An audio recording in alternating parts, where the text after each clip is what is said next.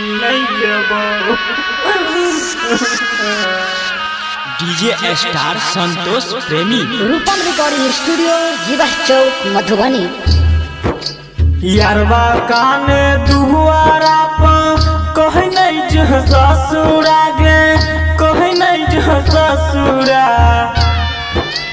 यारवा काने दुआरा पर कहे नहीं जो ससुरा गे, कहे नहीं जो ससुरा गे। मम्मी हम न गे, मम्मी हम न जइबो पिया जी के घर भाग्य। मम्मी हम न जइबो पिया जी के घर बाकी। अरबा कहे कि अरबा कहे जही बेटा खइबो हम जहरबा।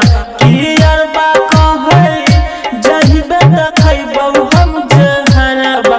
गे मम्मी हम न गे, मम्मी हम न जइबो पिया जी के घर भाग्य। मम्मी हम न जइबो पिया जी के घर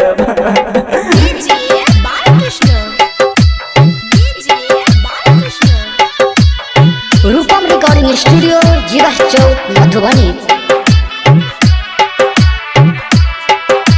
डीजे स्टार संतोष प्रेमी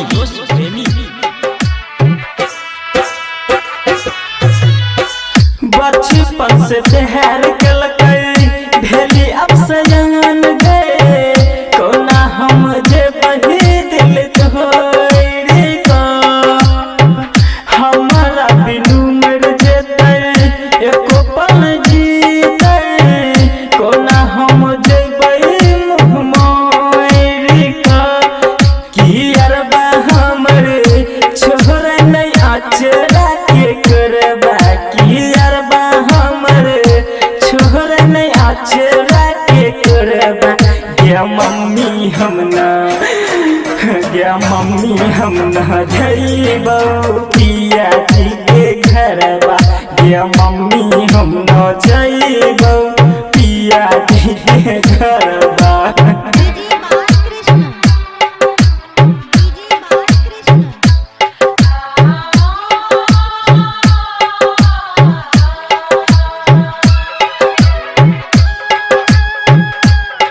रूपम रिकॉर्डिंग स्टूडियो जीवा चौक मधुबनी।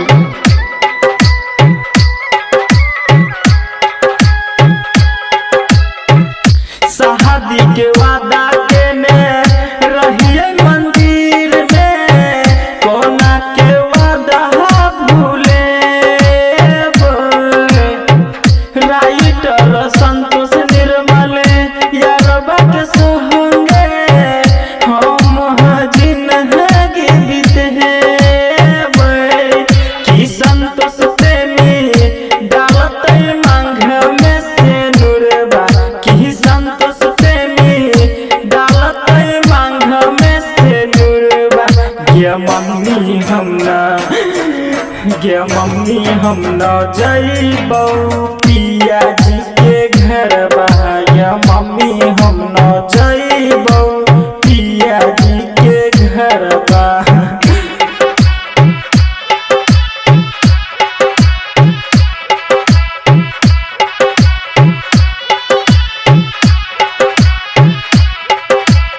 रूपम रिकॉर्डिंग स्टूडियो जीवा चौक मधुबनी। Mobile number 911096।